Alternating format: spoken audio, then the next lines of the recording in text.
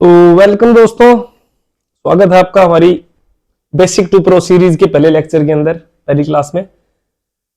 इसके अंदर 10-12 क्लासेस होंगी जिसमें हम बेसिक से लेके प्रो तक के सारे जितने भी कॉन्सेप्ट होंगे वो सब क्लियर करेंगे ट्रेडिंग के। ठीक है, तो सबसे बेसिक जो चीज होती है, अगर आप मार्केट में सबसे पहले इंटरनेट पे कभी भी सर्च करेंगे कि ट्रेडिंग कैसे सीखे, तो उसमें सबसे पहली चीज क्या आती है? Candlestick pattern.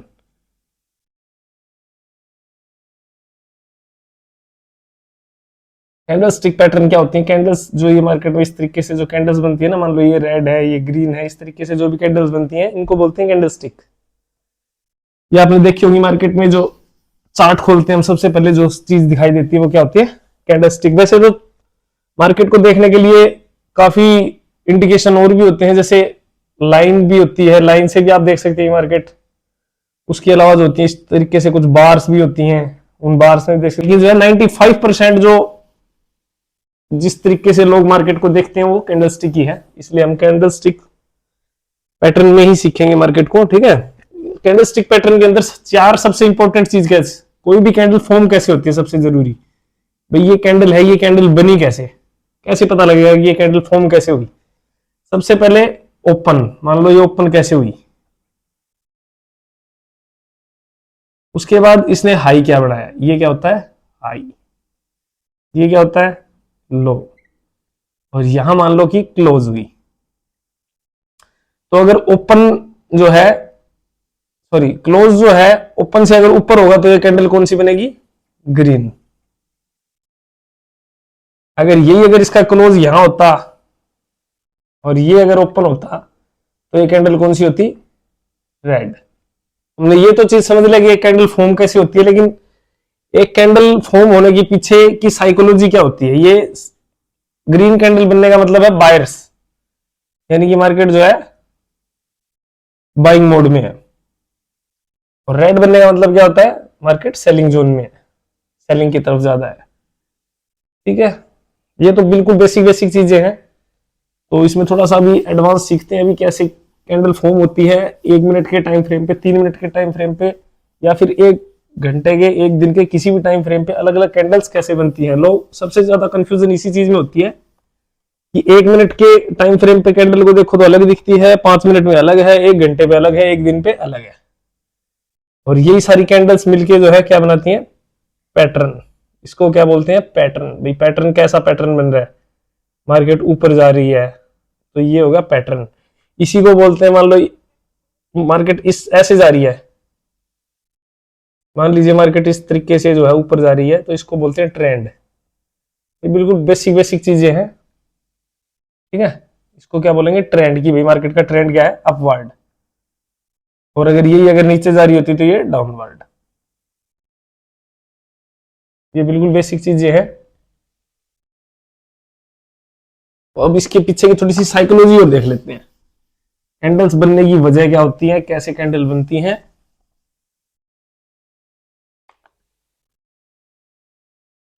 तो कोई भी कैंडल बनने का रीजन जो होता है, मान लो कोई भी कैंडल जब फॉर्म होती है तो उसमें बायर्स और सेलर्स के ऑर्डर्स होते हैं। ऑर्डर्स के बेस पे जो है कैंडल फॉर्म होती है, उसमें आप बायर्स भी हो सकते हैं, सेलर्स भी हो सकते हैं। अगर बायर्स उसमें ज्यादा है तो वो ग्रीन कैंडल होगी, अगर सेलर ज्यादा है तो रेड कैंडल होगी। ये चीज मैंने आपको बता दी है।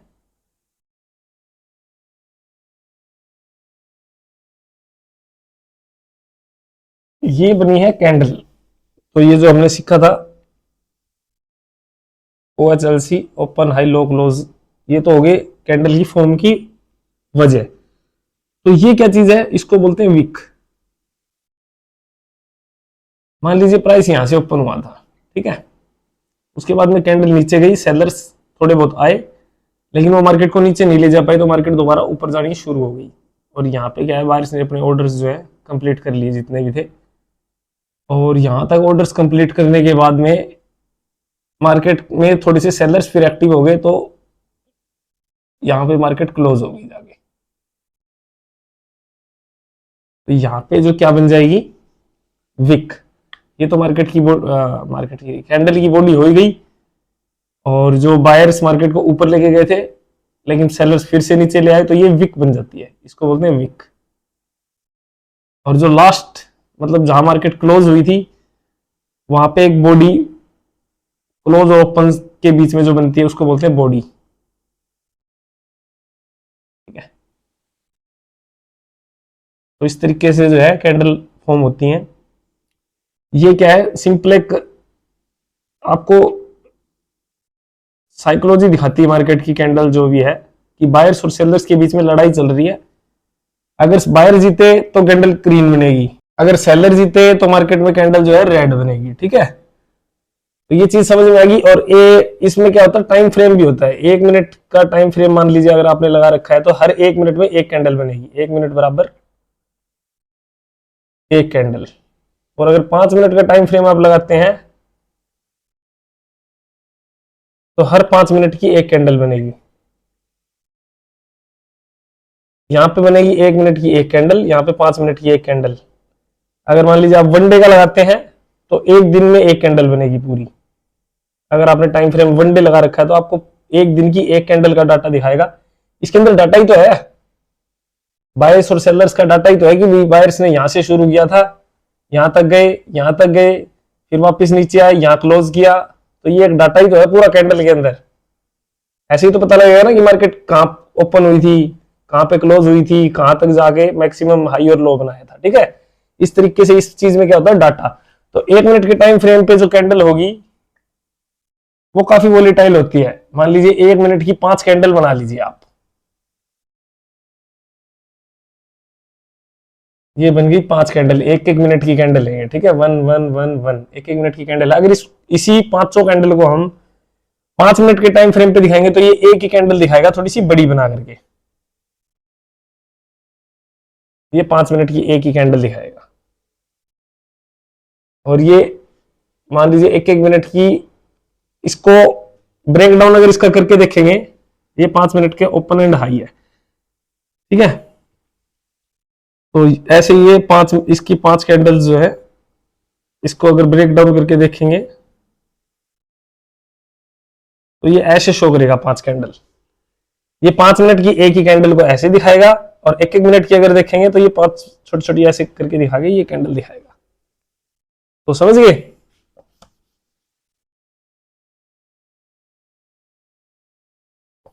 अब सबसे ज्यादा लोग कंफ्यूजन में इस चीज में आते हैं, कौन से टाइम फ्रेम पे ट्रेड करें। तो इसका बिल्कुल सिंपल सा जवाब यही है, अगर आपको मार्केट में जल्दी घुसना है, जल्दी निकलना है, तो आप छोटे टाइम फ्रेम पे काम कर सकते हैं, यानी कि 1 मिनट पे काम कर सकते हैं, 1 मिनट या 3 मिनट पे। अगर आपको मान लीजिए आधा घंटा, 15-20 मिनट या 10 मिनट में भी एक ट्रेड मार करके निकलना है, स्कैल्पर है आप, तो वो लगभग 1 मिनट के टाइम फ्रेम पे काम करते हैं। और अगर मान लीजिए आपने मार्केट में बड़े टारगेट रखने हैं तो आप 5 मिनट या 15 मिनट की टाइम फ्रेम पे काम करेंगे, जिसमें आपके ट्रेड की पोजीशन कम से कम 1 या 2 घंटे तक भी जा सकती है। 30 मिनट से लेकर के 2 घंटे तक भी हो सकती है, 2 आवर्स, 30 मिनट से लेकर। ठीक है, और अगर मान लीजिए आपको और बड़े टारगेट चाहिए तो आप 1 आवर, जिसको जो है मान लीजिए कोई स्विंग ट्रेडिंग करता है, या 4 आवर्स, या मान लीजिए 1 डे। जो स्विंग ट्रेडिंग करता है, यानी कि स्विंग ट्रेडिंग क्या होती है कि भी आपने आज कोई स्टॉक ले लिया 34 के भाव पे, मान लीजिए कोई भी स्टॉक है, और वो आपको लगता है कि स्टॉक ऊपर जाएगा, तो आपने 34 पे लिया है और आपने 6-7 दिन उसको रखा, और उसके बाद में उसको 40 या 41 रुपए पर बेच दिया और अपना प्रॉफिट बुक कर लिया, तो उसको बोलेंगे स्विंग ट्रेडिंग। ठीक है, उसके लिए सबसे अच्छा टाइम फ्रेम जो यूज करते हैं वो 1 आवर का, 4 आवर का और 1 डे का लोग यूज करते हैं। तो अब ये भी कंफ्यूजन रहती है कि सर चार्ट को 5 मिनट पे देखें या फिर 1 घंटे वाले पे देखें, कौन सा सबसे एक्यूरेट है, एक्यूरेसी किसकी सबसे ज्यादा है। तो एक्यूरेट सबसे ज्यादा, सबसे बड़ा, जितना बड़ा टाइम फ्रेम होगा, टाइम फ्रेम जो है जितना बड़ा होगा उतनी उसकी एक्यूरेसी ज्यादा होगी।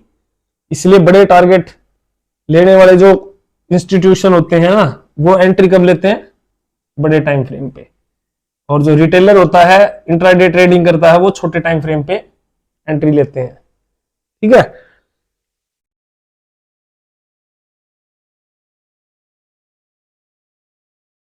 तो अगर आपको ये जानना है कि आपके लिए सबसे बेस्ट कौन सा है, तो सबसे पहले आपको करना ये है कि आपको इसके पीछे की साइकोलॉजी पढ़नी पड़ेगी पूरी, कि ये पैटर्न्स 5 मिनट का जो 5 मिनट के टाइम फ्रेम पे कैसे पैटर्न काम करेगा। मार्केट की चाल तो एक ही रहेगी। मान लीजिए 7 दिन का चार्ट मैं आपको एक उसमें दिखाता हूं, क्या नाम है, वन डे की कैंडल पे दिखाता हूं, ठीक है।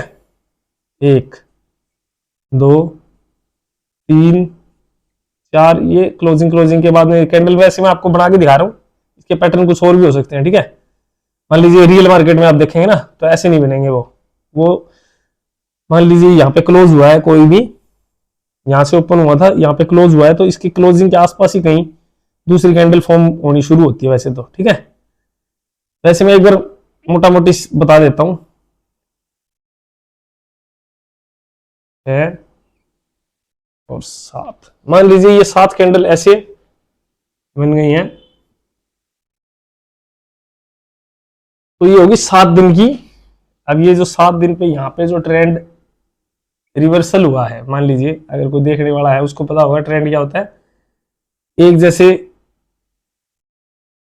अपवर्ड में मार्केट चल रही थी, जैसे ही इसके ट्रेंड को ब्रेक किया, वहां से मार्केट जस्ट जो है नीचे की तरफ चली गई, ठीक है। अभी देखिए, अब ये 1 मिनट का 1 डे का टाइम फ्रेम है, सॉरी।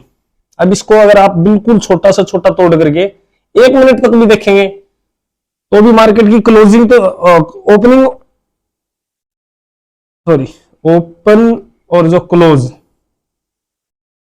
वो तो मार्केट का सेम ही रहेगा ना,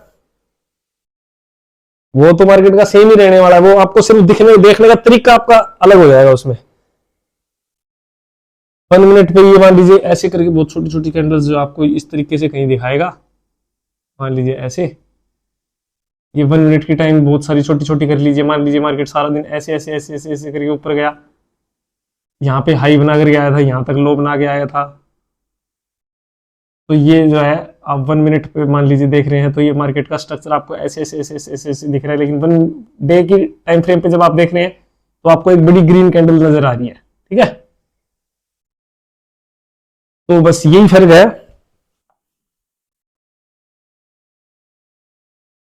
तो सवाल फिर भी वही रह गया, आपके लिए कौन सा बेस्ट है टाइम फ्रेम, कौन से टाइम फ्रेम पे कौन सी कैंडल स्टिक सबसे बड़ी कैंडल स्टिक पैटर्न काम करता है सबसे अच्छे तरीके से।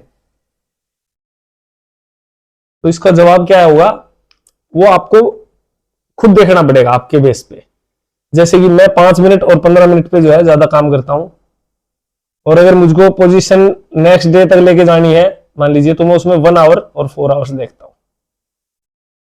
ये जो है, ये अगर मैंने सी एफ कैरी फॉरवर्ड में ले जाके जानी है पोजीशन, तो मैं ये टाइम फ्रेम देखता हूं, ठीक है।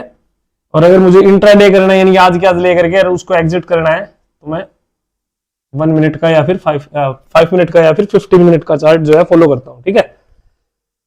और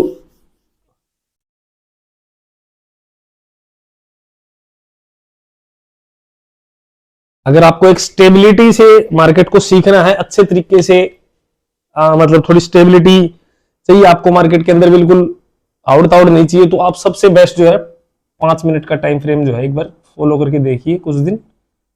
उसमें आपको जो है सारी साइकोलॉजी समझ में आ जाएगी। 5-5 मिनट की मान लीजिए 10 कैंडल भी आप बन रही हैं, तो आप उसको एक एज ए पूरा, अगर आपको फ्रेम देखना आ गया ना कि ये 10 कैंडल है 5-5 मिनट की, तो आपको अलग से जो है क्या नाम, अलग से चार्ट खोलना भी नहीं पड़ेगा। उसमें आपको यही चीज समझ में आ जाएगी कि 1 घंटे की कैंडल इसमें किस तरीके से दिखाई देगी। मान लीजिए यहां से ओपन यहाँ पे क्लोज हुई ना, तो आपको ये चीज समझ में आ जाएगी कि वो कैंडल कैसी बनी है मार्केट में। वो आपको खोल के देखने की जरूरत नहीं रहेगी। और आपको कैंडल्स के नाम होते हैं, जैसे अब ये हैमर है, ये डोजी है। डोजी का मतलब है बायर्स और सेलर्स दोनों में बराबर की टक्कर रही, और मार्केट जो है कुछ खास ऊपर या नीचे नहीं जा पाया, ओपन क्लोजिंग उसकी आसपास रह गई, पास पास ही रह गई। और उसमें बहुत सारी होती है, जैसे ये बड़ी बुलिश कैंडल बोलेंगे इसको। अगर इस कैंडल को पूरी किसी रेड कैंडल ने पैक कर दिया, तो ये बियरिश इनगल्फिंग कैंडल हो जाएगी। क्योंकि इसको जो है इनगल्फ कर लिया, इसने निगल लिया, इसी को बोलते हैं इनगल्फिंग। तो ये बियरिश होगी। अगर किसी रेड कैंडल को बड़ी ग्रीन कैंडल ने निगल लिया तो उसको क्या बोलेंगे? Bullish engulfing. ये कैंडल्स के नाम ज्यादा जरूरी नहीं है आपको पता होना, बस कैंडल के पीछे की साइकोलॉजी पता होना ज्यादा जरूरी है कि ये कैंडल बनी क्यों, कैसे बनी। बस इस चीज का जो है अगर आपको पता है तो उसके नाम से कोई फर्क नहीं पड़ता। ठीक है। अब अब काफी लोग, सब ज्यादातर 90% नए ट्रेडर गलती क्या करते हैं, उनको बोल दिया जाता है, मान लीजिए कोई एक दो वीडियो देख ली कि हैमर कैंडल जो होता है स्ट्रॉन्ग बाइंग का निशान होता है कैंडल में, क्योंकि ये जो है रिजेक्शन लेकर आता है। लेकिन सबसे ज्यादा मैटर क्या करता है कि ये बन कहां रही है, ये फॉर्म कहां हो रही है। ऐसा नहीं है कि कहीं भी बनेगी तो उसके बाद आप बाय कर लेंगे, ठीक है, ऐसा नहीं होता है। उसमें होता है जैसे ये मार्केट यहां से नीचे आ रही थी, ठीक है, और यहां पे एक कैंडल बनी और यहां के आसपास कहीं सपोर्ट था, तब इसके चांस हैं ज्यादा, तब इसके हाई चांस हैं कि यहां से ट्रेंड रिवर्सल होगा, ये मार्केट ऊपर जाएगी। ठीक है, तब ये इस हैमर का काम है। अगर ये यहां का ही हैमर बना देती है और यहां बीच में कोई जोन नहीं है, मान लीजिए ना तो कोई सपोर्ट है ना कुछ और है, जाने को तो जा सकती है, वो तो मार्केट अनप्रेडिक्टेबल है, लेकिन जो है यहाँ पे इसकी जो वर्किंग है वो काफी वीक हो जाएगी। तो कैंडल कैसी बन रही है, ये यूट्यूब पे काफी लोग बताते हैं कि हैमर आता है, हैमर आ गया तो खरीद लो, बुलिश इनगल्फिंग आ गई तो खरीद लो। इस तरीके से जो है मार्केट में काम नहीं करना है आपने, बाकी सारी चीजें भी सीखनी है। और ये सारी चीजें मिलके ही आप, अगर पूरा पैकेज काम करेगा, अकेली कोई भी चीज काम नहीं करेगी मार्केट में, ये चीज याद रख लेना। ना तो अकेला वॉल्यूम काम करेगा, ना अकेला ईएमए काम करेगा, ना अकेला पैटर्न स्टिक काम करेगा, ना सपोर्ट रेजिस्टेंस काम करेंगे। अकेला कुछ भी काम नहीं करता मार्केट में, पूरा पैकेज होना चाहिए आपके पास, तब वो चीजें काम करती है। यानी कि आपको हर चीज का पता होना चाहिए। इसीलिए बोलते हैं कि ज्यादा से ज्यादा जो है चीजें सीख लो, पहले इंप्लीमेंट करने से पहले सब कुछ सीख लो जितना भी हो सकता है। एकेडमिक जितनी भी नॉलेज है शेयर मार्केट की वो जो है आप ले लीजिए, कैंडल्स वगैरह के नाम रटने हैं तो वो भी रट लीजिए, डबल पैटर्न क्या होता है, MW, सब कुछ सीख लीजिए। ये सारी चीजें कवर करेंगे वैसे तो, क्योंकि इनको कवर करने के बिना जो है आपको पूरा पैकेज समझ में नहीं आएगा कि पैकेज क्या चीज होती है, और उस पैकेज के बिना स्टॉक मार्केट में पैसा नहीं बनता। सिर्फ एक दो चीजें जान लेने से मार्केट में पैसा नहीं बनेगा, ये मैं आपको आज भी बता देता हूं। सारी चीजों की आपको जो है बेसिक से बेसिक नॉलेज तो बिल्कुल होनी ही चाहिए। जिस चीज पे आप काम करेंगे उसको आप शार्प कर सकते हैं, वो चीज बहुत बेस्ट होती है। लेकिन बेसिक जो नॉलेज जो है हर एक की होनी चाहिए, आपको पता होनी चाहिए कि इंडिकेटर कौन कौन से होते हैं। हालांकि इंडिकेटर तो 250 से भी ज्यादा, 300-500 इंडिकेटर भी आजकल मार्केट में है, लेकिन क्या आप सारे इंडिकेटर सीखेंगे 500 ही 500? नहीं। Main main basic basic indicator की भी अगर आपको हर चीज के पीछे की साइकोलॉजी समझ में आ गई कि इंडिकेटर भी कैसे फॉर्म होता है, इंडिकेटर कैसे काम करता है, तो फिर आपको इंडिकेटर उसके बाद जो है 2 4 5 10 इंडिकेटर सीखने के बाद में है, बाकी इंडिकेटर्स देखने की जरूरत नहीं है। ठीक है, लेकिन ये चीज है आपको पहले 10 इंडिकेटर सीखने पड़ेंगे।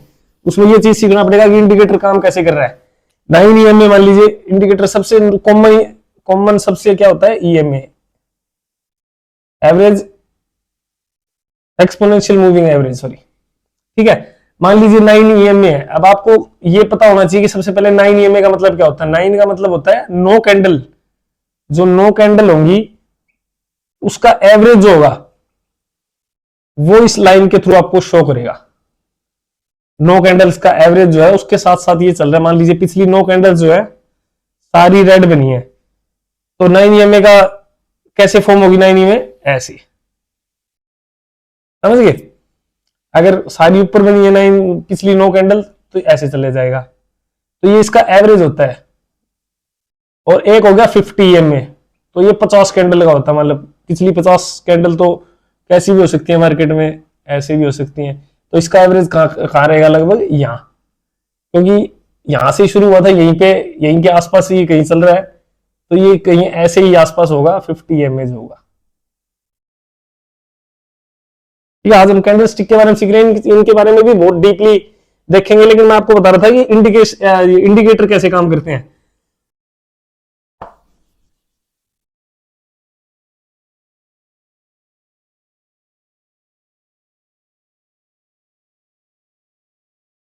सवाल अभी तक अगर मान लो किसी को ये सवाल अभी तक क्लियर नहीं हुआ कि कौन सा टाइम फ्रेम सबसे बेस्ट होता है, तो उसके लिए मैं चलो आपको एक एग्जांपल बताता हूँ। जैसे कि अगर मैं आपको एक ओवर ना एक बॉल दिखाऊं किसी मैच की और आपको बोलूं कि इन दोनों टीम में से कौन जीतेगा तो बताओ, तो प्रेडिक्ट करना मुश्किल है या आसान है? मुश्किल है।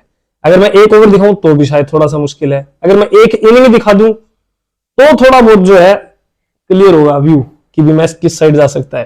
ठीक है, तो ऐसी टाइम फ्रेम होती है कि 1 मिनट के टाइम फ्रेम पे नॉइस बहुत ज्यादा होती है, वो हर छोटी छोटी मूवमेंट बड़ी कैंडल्स लगती हैं, लेकिन वो जो क्या है वो ट्रेंड रिवर्सल या फिर जो है बड़ा मूवमेंट किस साइड है वो बिल्कुल क्लियर नहीं होता, उसमें नॉइस बहुत ज्यादा होती है। वो इसीलिए जो है आपको करना क्या है, बड़ा टाइम फ्रेम यूज करना है।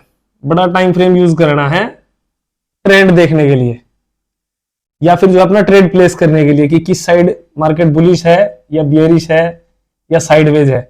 बड़ा टाइम फ्रेम यूज करना है मार्केट को देखने के लिए। और एंट्री कहां लेनी है? एंट्री छोटे टाइम फ्रेम पे लेनी है। ये दो आपकी स्ट्रेटेजी के अंदर होनी चाहिए चीज कि आप मार्केट का जो है व्यू देखने के लिए क्योंकि व्यू देखने के लिए जैसे पहाड़ पे जाते हैं हम, एक पहाड़ पे खड़े होकर के पूरा शहर दिख जाता है कि हाँ शहर दिख गया पूरा। अगर छोटी छोटी गलियों के अंदर घुसेंगे तो पूरा शहर थोड़ी दिखेगा। वैसे ही जो है बड़ा व्यू लेने के लिए आप मार्केट को ऊपर से देखेंगे, यानी बड़े टाइम फ्रेम पे देखेंगे, सबसे बड़े टाइम फ्रेम पे, यानी कि 1 डे पे या फिर 4 आवर्स पे या फिर वीकली पे भी देखेंगे तो वो और पिक्चर क्लियर होगी। मंथ पे देखेंगे तो और क्लियर होगी पिक्चर। ठीक है, जितना आप ऊपर जाएंगे उतना जो है बड़ा व्यू आपको दिखेगा। और एंट्री कहां लेनी है? छोटी गलियों में, यानी कि 5 मिनट या 15 मिनट के टाइम फ्रेम पे। तो ये चीज बहुत इंपॉर्टेंट है याद रखने के लिए। तो आज की जो है क्लास लगभग आपको समझ में आ चुकी है, तो इसका बिल्कुल लास्ट कंक्लूजन मैं आपको बता देता हूं। चलो, इसके कंक्लूजन में आप क्या देखोगे? अगर आपको सिर्फ साइकोलॉजी समझनी पड़ेगी मार्केट की कि कैंडल बनती कैसे है और कैंडल का मतलब क्या है। बड़ी ग्रीन कैंडल का मतलब है मार्केट में बायर एंटर हुए हैं, बड़ी रेड कैंडल का मतलब है मार्केट में सेलर एंटर हुए हैं। अगर दोनों तरफ विक बढ़िया बन रही है और बॉडी बहुत बिल्कुल छोटी सी है, तो इसका मतलब क्या है? ये इनडिसिसिव कैंडल है, यानी कि मार्केट में अभी कोई डिसीजन नहीं आया। बायर्स और सेलर्स दोनों बराबर में जोर लगा रहे हैं, बायर्स ऊपर ले जाने के लिए, वो नीचे ले जाने के लिए, लेकिन प्राइस का है जहां ओपन हुआ था वहीं के क्लोज आसपास कहीं रह गया है, तो इसको बोलते हैं डोजी कैंडल। और फिर से वही बात है कि सारी पैटर्न जो है, कॉन्टेक्स्ट अगर गलत होगा तो कोई भी जो है आपका पैटर्न गलत हो सकता है। ठीक है, कॉन्टेक्स्ट उसका सही होना चाहिए, उसके पीछे की कहानी ठीक होनी चाहिए, तभी आपका ट्रेड जो है विनर होगा, हीरो बनेगा। ठीक है ना? तो कैसे हो दोस्तों? आई होप आपको वीडियो पसंद आई होगी। तो शेयर कर देना अपने दोस्तों के साथ जो ट्रेडिंग सीख रहे हैं और या फिर जो सीखना चाहते हैं। और अगर कुछ कैंडल स्टिक के बारे में कुछ रह गया हो तो कमेंट करके ज़रूर बताइएगा। ठीक है, best of luck, bye bye.